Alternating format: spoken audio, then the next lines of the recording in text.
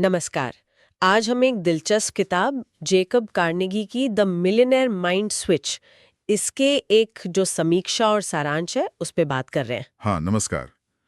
ये जो विश्लेषण हमारे पास है, ये संक्षेप में तो है, पर मुझे लगता है पैसे और सफलता को लेकर हमारी जो सोच है, उस पर कुछ अहम सवाल खड़े करता है। बिल्कुल।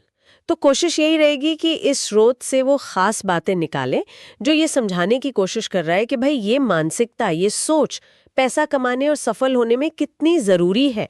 और देखिए, शुरू में ही एक बड़ी थोड़ी चौंकाने वाली बात ये कहता है कि अमीर और गरीब लोगों में जो सबसे बड़ा अंतर है वो शायद पैसा कमाने का हुनर नहीं है, अच्छा, तो फिर क्या?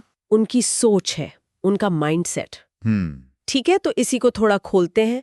सुनने में ये अजीब लग सकता है क्योंकि आम तौर पर तो हम सोचते हैं कि पढ़ाई लिखाई, अच्छे कनेक्शंस, सही मौके मिलना, ये सब ज्यादा जरूरी है। ये सोच वाली बात कैसे फिट होती है? हाँ, और यही बात इस विश्लेषण को दिलचस्प बनाती है। ये किसी मुश्किल फाइनेंशियल स्ट्रेटेजी की बात नहीं कर रहा है, जैसा कि आपने कहा। हाँ। ये सीधा हमारे नजरिए पर उंगली रख रहा है। मतलब बुनियादी बदलाव। सारांश के हिसाब से एक जो मुख्य फर्क बताया गया है वो ये कि अमीर लोग पैसे को एक मौके की तरह, एक टूल की तरह देखते हैं। अच्छा, एक टूल। हाँ, जिससे और मौके बनाए जा सकें। जबकि शायद बहुत से दूसरे लोग उसे बस एक जरूरत मानते हैं, या कभी-कभी एक समस्या, एक बोझ। हम्म। और शायद यही शुरुआती सोच का फर्क है जो आगे चलकर सारे अंतर पैदा करता है। तो पूरी कहानी सोच बदलने पर टिकी है ना? जैसा कि स्रोत का निचोड़ लगता है। लगता तो यही है। ये स्रोत कुछ खास नकारात्मक सोच या विश्वासों को बदलने की बात भी करता है।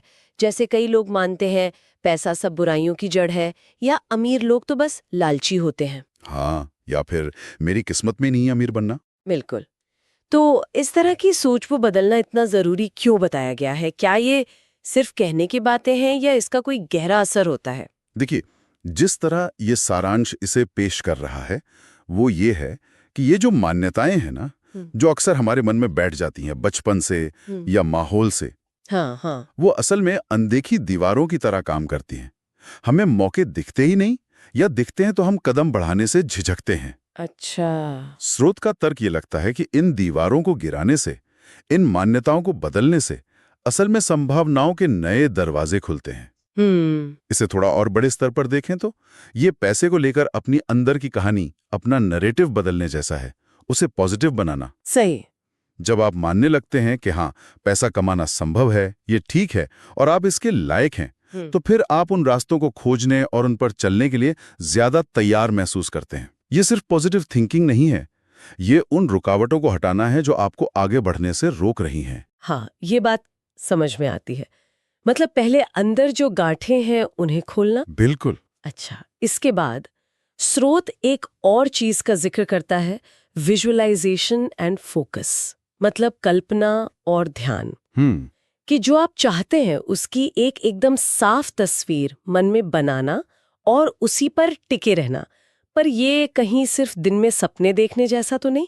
बहुत लोग सोचते तो हैं, पर होता कहाँ है? वाजिब सवाल है, बिल्कुल। और स्रोत के हिसाब से ये कल्पना या विजुअलाइजेशन सिर्फ खाली इच्छा करना नहीं है। अच्छा। ये एक एक्टिव मानसिक प्रक्रिया है। मतलब अपने लक्ष्यों को इतनी सफाई से, इतनी डिटेल में देखना, महसूस करना जैसे वो सच हो गए हों। एक तरह की दिमागी रिहर्सल। दिमागी रिहर्सल, ओके। और फोकस का मतलब है कि उस लक्ष्य पर, उस तस्वीर पर अपनी एनर्जी और ध्यान लगाए रखना, भटकना नहीं। स्रोत शायद ये कह रहा है कि ये प्रक्रिया दिमाग को उस लक्ष्य के लिए तैयार करती है, मोटिवेशन देती है। लेकिन आपकी चिंता बिल्कुल सही है। क्या सिर्फ सोचने से काम चल जाएगा? हाँ, और यहीं पर ये स्रोत मुझे ज्यादा प्रैक्टिकल लगा। ये साफ साफ कहता है, जैसा सारांश में है, कि सिर्फ सोचने से कुछ नहीं होगा, लगातार काम करना जरूरी है। बिल्कुल सही पकड़ा। ये बात इसे उन थ्योरीज से अलग करती है जो कहती हैं बस सोचो और मिल जाएगा। यहाँ तो एक्शन पर जोर है। हाँ, और ये संतुलन ही शायद इस विश्लेषण की खास बात है। ये दो तरफा रास्ता बता रहा है। पहला, दिमागी तैयारी। सोच बदलो, नेगेटिव बातें हटाओ, पॉजिटिव कहानी बनाओ, लक्ष्य की कल्पना करो। ये हुई नींव। ठीक है। दूसरा, उस नींव पर इमारत खड़ी करना, यानी लगातार डिसिप्लिन के साथ काम करना, एक्शन लेना।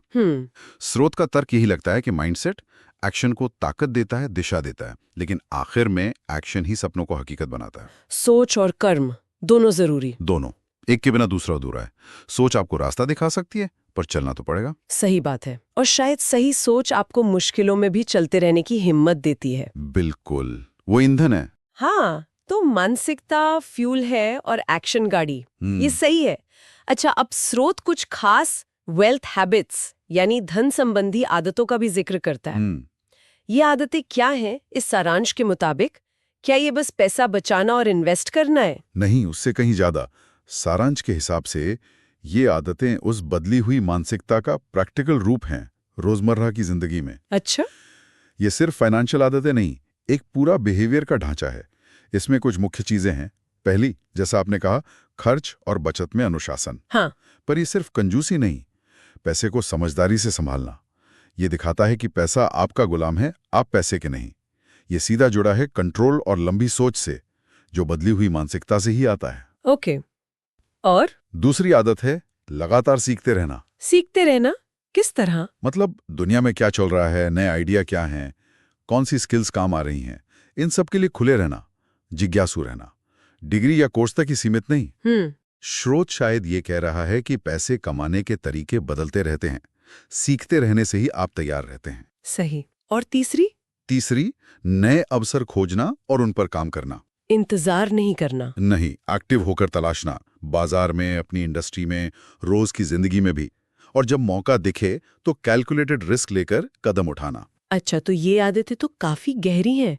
सिर्फ पैसा बचाना नहीं, बल्कि खुद को बेहतर बनाना, दुनिया पर नजर रखना, ये सब शामिल है। बिल्कुल, ये फिर से मानसिकता से जुड़ जाता है। एक ग्रोथ माइंडसेट, जहां आप हमेशा आगे बढ़ने का सोचते हैं। ये एक पूरा सिस्टम बनाने जैसा है। आपकी सोच, आदतें, काम सब मिलकर आपको आगे बढ़ाएं। ये एक बार का काम नहीं, जीने का तरीका है। सही कहा। पर यहीं पर वो सवाल फिर आता है, इन आदतों को बनाए कैसे रखें?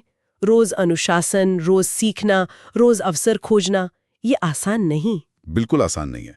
और शायद इसका जवाब फिर से वही है, मानसिकता में। अच्छा। अगर आपकी सोच, आपके विश्वास, आपके लक्ष्य के साथ जुड़े हुए हैं ना, तो इन आदतों को निभाना ज्यादा नेचुरल लगता है। मुश्किल तो होगा, पर अंदर से एक आवाज आएगी कि नहीं, ये जरूरी है। मानसिकता वो गोंद है जो सबको चिपकाए रखती है। हाँ, ये बहुत जरूरी कनेक्शन है। मानसिकता सिर्फ शुरू नहीं करवाती, बल्कि रास्ते पर टिकाए भी रखती है, खासकर जब मुश्किल हो। बिल्कुल। तो अगर हम इस सारी बातचीत को समेटे तो निचोड़ क्या है? स्रोत के छोटे निष्कर्ष के हिसाब से अगर कोई अपनी सोच पर काम करे, नेगेटिविटी हटाकर पॉजिटिव और अवसरवादी नजरिया अपनाए और फिर वो आदतें अपनाए जो इस नई सोच से मेल खाती हों, अनुशासन, सीखना, अवसर, तो धीरे धीरे समय के साथ उसकी आर्थिक स्थिति और शायद जिंदगी के दूसरे पहलू भी बेहतर हो सकते हैं।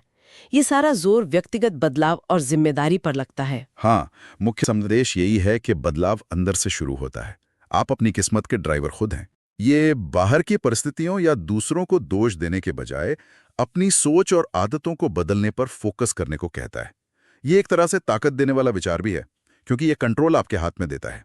तो इस संक्षिप्त चर्चा से जो बात साफ उभर रही है वो ये कि पैसे की तरफ सफर इस स्रोत के अनुसार सबसे पहले मन के अंदर शुरू होता है। बिल्कुल। अपनी गहरी सोच और धारणाओं को बदलने से ये पहला कदम है, और फिर इस बदली सोच को एक्शन और अच्छी आदतों में ढालना होता है, जिन्हें लगातार निभाना पड़ता है। हाँ, स्रोत इसे एक बुनियादी बदलाव की तरह देखता है। उसका विचार है कि हमारी बाहरी दुनिया अक्सर हमारी अंदरूनी दुनिया का ही आईना होती है। अच्छा। इसलिए बाहर कुछ बदलना है तो पहले अंदर काम करना होगा। पूरा जोर व्यक्ति के अंदर शुरू होने वाले बदलाव पर है, इस उम्मीद के साथ कि यही बदलाव बाहर की हकीकत को बदलेगा। ये सोचने का एक शक्तिशाली तरीका तो है जो जिम्मेदारी लेने को प्रेरित करता है, लेकिन यहाँ एक सवाल उठता है जिस पर शायद ये संक्षिप्त विश्लेषण ज्यादा बात नहीं करता।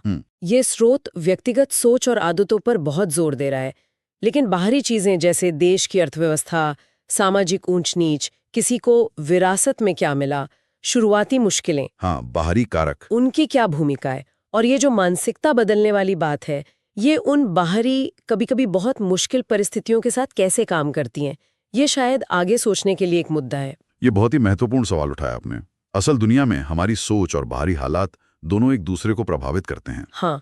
हमारी हकीकत इन दोनों के मिलने से बनती है।